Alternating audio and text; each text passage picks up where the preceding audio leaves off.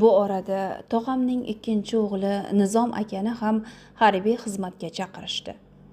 O'sha kuni dam olish kuni edi. Akam bilan kelinoyim shahardan kelishdi. Hammamiz sandal atrofida choy ichib o'tirardik. Shu payt eshikdan amma deb tog'amning 3-o'g'li, mening sinfdoshim Asliddin kirib keldi. U hamma bilan so'rashib bo'lgach, oyimga qarab, "Amma, meni buvim jo'natdilar. Tezda uyga borar ekansiz" dedi. "Tinchlikmi Asliddin, nima bo'ldi? Buving yaxshimilar?" so'radi oyim unga xavotirli qarab. "Xavotir olmang amma, hamma yaxshi. Nodira opam." "Nima bo'libdi Nodiraga?" "Nodira opamni eri haydab yuboribdi" deya Asliddin yerga qaradi. "Voy, nega haydarkan? Tinchgina yashab yuruvdi-ku. Shu qiz hech tinib tinchimadi-da." "O'g'lim, mashinangni isitib tur, men hozir kiyimimni almashtirib chiqaman" deya oyim o'rnidan turdi.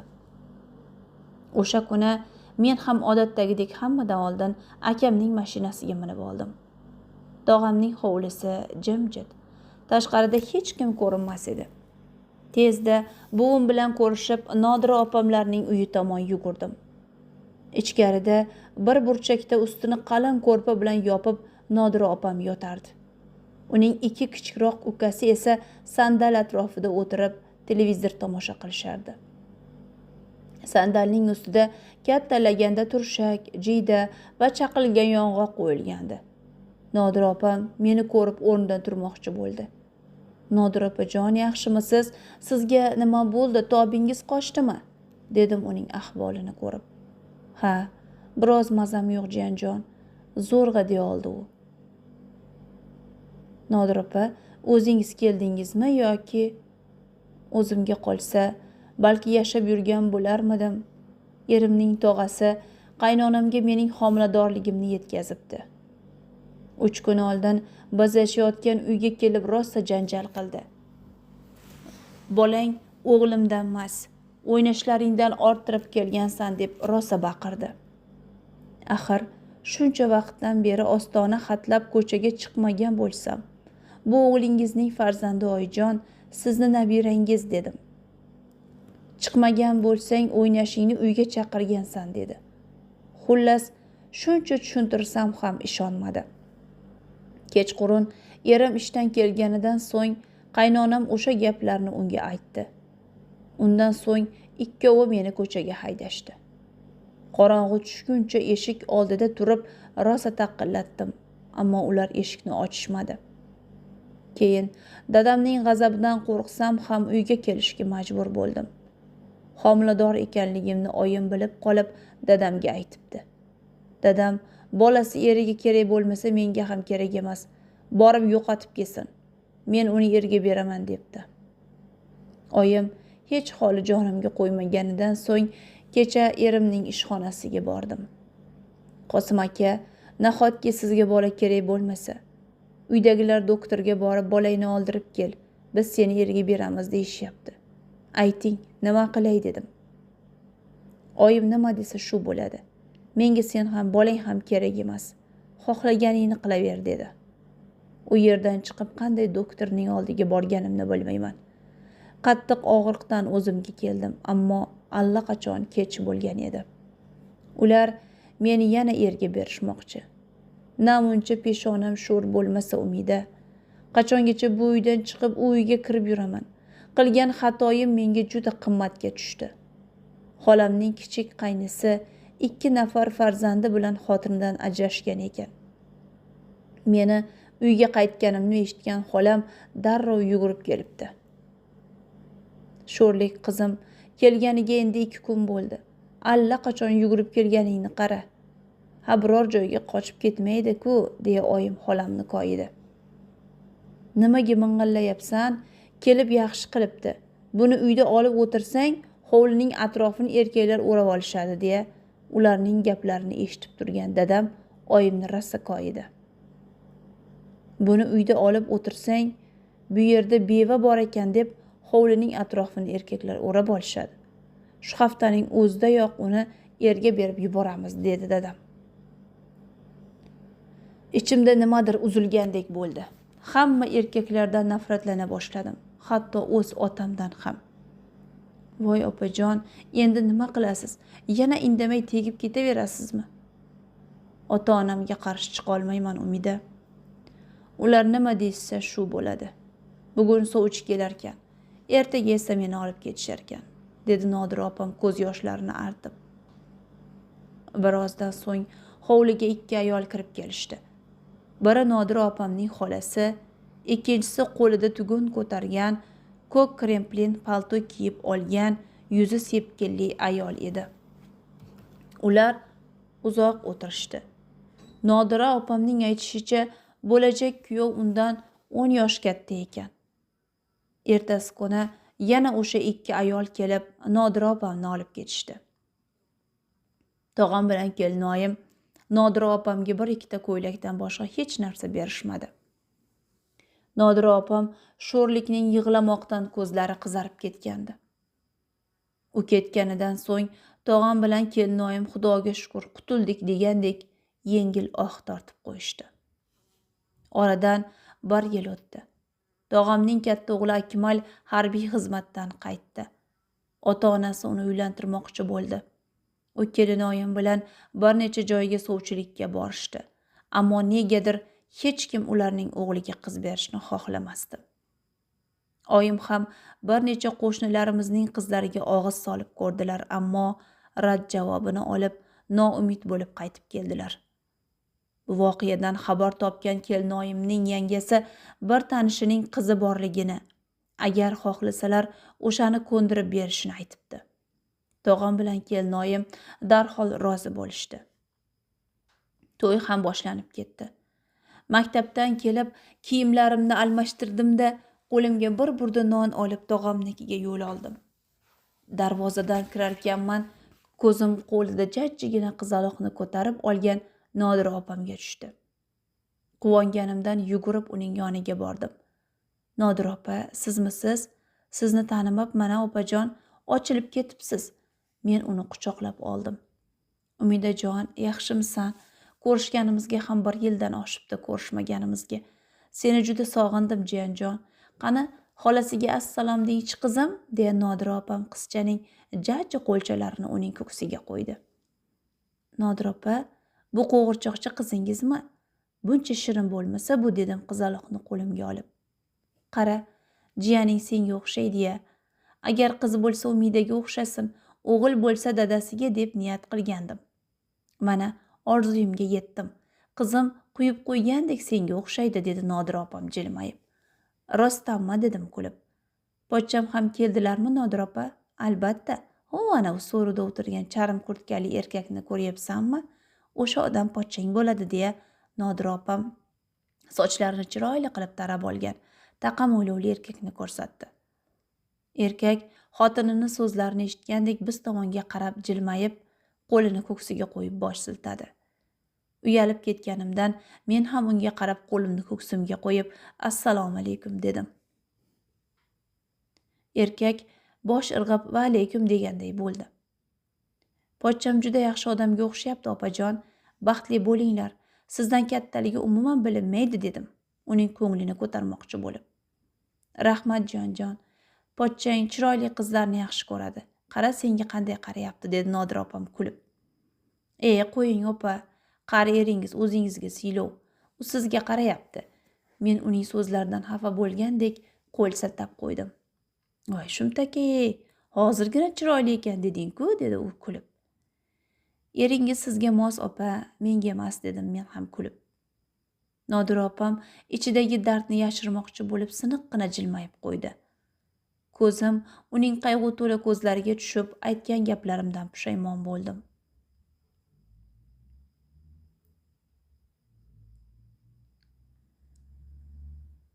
Qo'shnimiz Sharafat xolaning uyida katta janjal bo'lganidan so'ng kelini Oysanam ko'rinmay qoldi. Maktabdan kelib kiyimlarimni almashtirib tashqariga chiqdim. Oyim tandirdan non yopardi.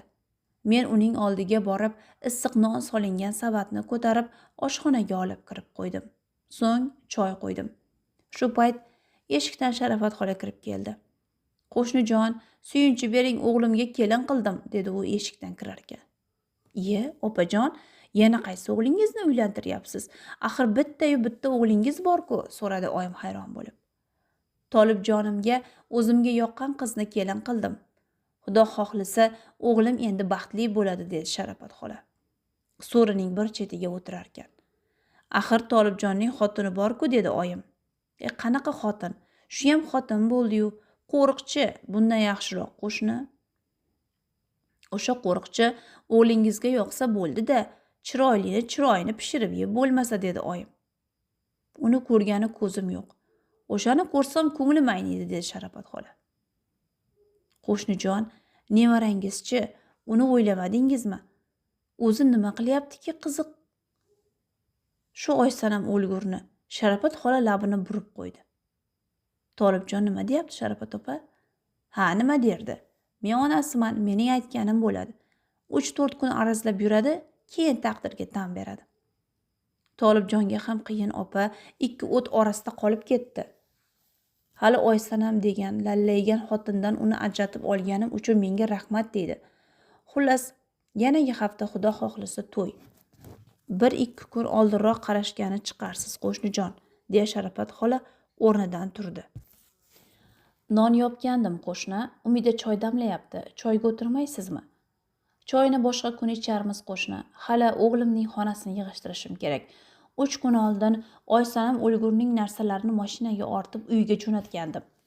Tolibjonga xotiningni o'zi kelib narsalarini bitta qolmay olib ketdi, dedim, deya Sharafat xola darvoza tomon yo'l oldi. Oyijon, Oysanam kelinoyi yaxshi ayol edi. Sharafat xolaning o'zi yaxshi ayol emas, dedim u eshikdan chiqib ketgach. Sharafat opaga xudoning o'zi bas kelmasa, bandasi bas kela olmaydi. U baribir Oysanam sho'rlikni yashagani qo'ymasdi. Odamlar xudoga shukur deb yashashsa bo'lmaydimi? Oyim ignaga ip o'tkazarkan xo'rsinib qo'ydi. Oyimning aytganidek Tolib 2 o't orasida qolib, xotinini desa onasidan, onasini desa xotinidan ayrilardi. Institutni bitirgach, Tolibni yaxshi bir korxonaga ishga olishdi. Uning maoshi bemalol ro'zg'orga yetar, ishi o'ziga juda yoqardi. O'sha kuni ishdan kechroq kelgan Tolib xotinini topolmay hayron bo'ldi. U kiyimlarini almashtirib, onasining xonasiga kirdi. Sharafat xola o'zini bechoradek ko'rsatib, suvga non botirib yeb o'tirardi. Ha, oyi, tinchlikmi? Nega quruq nonni suvga botirib yeyapsiz? Keliningiz ovqat qilmadimi, dedi Tolibning ensasi qotib. Qo'yaver o'g'lim, men non bilan suvga o'rganganman. Ko'pincha tushlikka ovqat bo'lmasa nonni suvga botirib yeya qolaman, dedi Sharafat xola ko'zlariga yosh olib. Nima? Uyda hamma narsa bo'la turib, siz quruq non yeyapsizmi, Oysanam, deya Tolib oshxona tomon yurarkan xotinini chaqirdi. U yo'q o'g'lim, qidirib ovora bo'lma. Mendan so'ramay qayerga ketdi, oyi? Ertalab onasi kelganda, nega qizimni meni ko'rgani jo'natmaysan? Qizim senga xizmatkor emas, deb hovlini boshiga ko'tarib baqirdi. Men ham nega menga baqiryapsan, quda, degandim. Qizi ikkovi menga tashlanishdi. Rosa kaltaklashdi. Nima qilyapsizlar? Men shu umidda o'g'il katta qilganmidim. Hali bolam ishdan kelsin, hammasini aytaman desam, qo'lingdan kelganini qil, deb nabiramni ham o'zlari bilan olib ketishdi, dedi Sharafat xola ko'ylagining yengi bilan ko'z yoshlarini artib. Tolib eshitganlariga ishongisi kelmasdi. Nahotki Oysanam onamga qo'l ko'targan bo'lsa. Bunaqasiga ishongim kelmayapti. To'g'ri, onam ham farishta emas, lekin nima bo'lganda ham erining onasiga qo'l ko'tarish yo'q. Seni tanimayapman, Oysanam. Axir sen bir paytlar odobli, mehribon, kam gap qiz eding. Senga nima bo'ldi o'zi, deya xayolga toldi u. Oradan bir necha hafta o'tdi. Oysanam olib kelish uchun hech kim bormadi. Tolib onasiga qo'l ko'targani uchun xotinidan qattiq xafa edi. Oysanam esa qaynonasining zulmlaridan charchagan, bu hovliga qaytishni mutlaqo istamasdi. Bir kuni Tolib ishdan qaytib xonasiga kirdi-yu, hayratdan qotib qoldi. Xonaning bir chekkasida turgan shkaf yo'q edi. Uning barcha kiyim-kechaklari polga sochilib yotar, xona esa g'alati sukutga cho'mgandi. Tolib shoshib-pisha tashqariga chiqdi. Sharafat xola so'rida nimanidir tikib o'tirardi. Oyi, xonamizga o'g'ri kirdimi? Nega hamma narsa to'zg'ib yotibdi?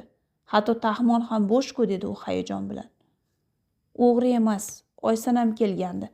Men o'g'lingiz bilan boshqa yasholmayman deb hamma narsasini mashinaga ortib olib ketdi, dedi Sharafat xola yolg'ondan ichida mamnun bo'lib.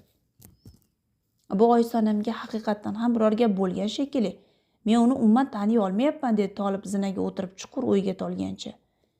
Men senga har kuni uning qiliqlarini aytardim. Sen esa menga ishonmasding, o'g'lim, dedi Sharafat xola g'olibona nigoh bilan unga qarab. Nihoyat u o'g'lini o'z yolg'oniga ishontirishga muvaffaq bo'lgandi. O'sha kundan boshlab Tolib ishdan kelishi bilan xonasiga kirib olar, hech kim bilan gaplashgis kelmasdi. Uning ko'nglidagi bo'shliqni hech narsa to'ldira olmasdi. Oradan vaqt o'tib, Sharafat xola o'g'lini qizi Muniraning dugonasiga uylantirdi. Shu vaqtgacha eshigidan biror marta sovchi kirmagan Savri bu taklifga darhol rozi bo'ldi. Qaynonasining fitnalaridan bexabar Oysanam esa Tolibning uylanganini eshitgach qattiq iztirob chekdi. Ko'p yig'ladi, ko'p kuydi, ammo oxiri taqdiriga tan berishdan boshqa chorasi qolmaganini angladi. Ko'p o'tmay Savri ketma-ket 2 farzandli bo'ldi. Avvaliga u o'zini hammaga xushmuomala, oqila kelin qilib ko'rsatishga urindi. Ammo farzandli bo'lgach uning haqiqiy fe'li namoyon bo'la boshladi.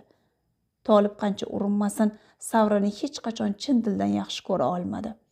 Uyiga faqat 2 qizi uchun qaytar, qolgan vaqtlarini tashqarida o'tkazishga harakat qilardi. Savrining tili zahardek o'tkir edi. U na erini, na qaynonasini hurmat qilar, arzimagan narsaga janjal chiqarib, tez-tez onasining uyiga ketib qolardi. Uy ishlarining deyarli hammasini Sharafat xola bajarar, ba'zan qizlari kelib unga yordamlashib ketishardi. Shundangina Sharafat xola qilgan ishining naqadar katta xato bo'lganini anglay boshladi. Oysanamning qadriga endi yetdi, ammo bu haqda hech kimga og'iz ocha olmasdi. Agar kelinidan nolisa odamlar o'zingiz qilgan ish o'zingizga qaytdi deb ustidan kulishlaridan qo'rqardi. Tolib esa hali ham sobiq ayolini sevardi. Onasining har bir gapiga ko'r-ko'rona ishonganidan qattiq afsuslanar, o'zini kechira olmasdi. Ba'zi kechalar u hammasini tashlab Oysanamning oldiga borishni, undan kechirim so'rashni va u bilan boshi oqqan tomonga ketishni orzu qilardi. Ammo endi bu orzuni amalga oshirish oson emasdi. Uylanganidan so'ng Tolib Oysanamning hayoti qanday kechayotganidan mutlaqo bexabar edi.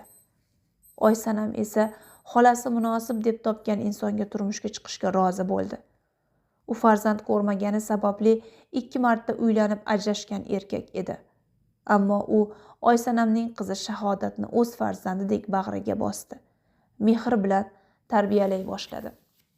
Oradan 2 yil o'tib Oysanam o'g'il farzandli bo'ldi. Uning hayoti sekin-asta iziga tushdi.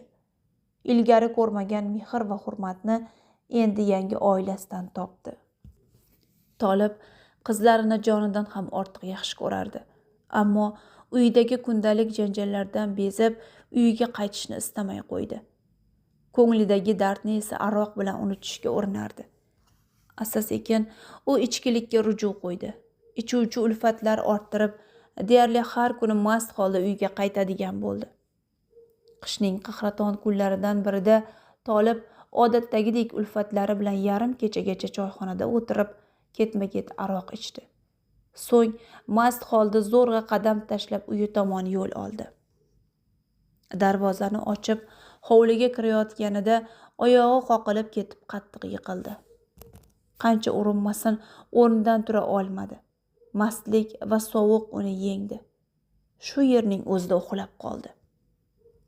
Uydagilar esa uning kech kelishlariga o'rganib bo'lishgandi.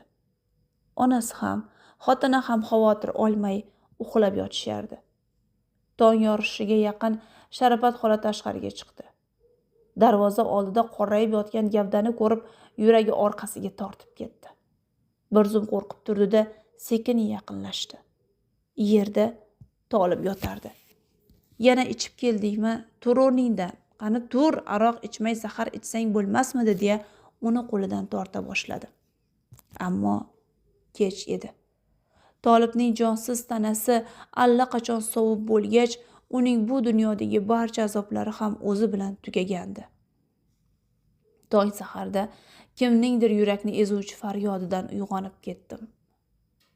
Cho'chib, o'rnimdan turib derazadan tashqariga qaradim. Tashqaridan bir onaning bag'rini kuydirgan nolasi yangrardi. Bolam, bolajonim, onang o'lsin, bolam, nodon onangni kechir.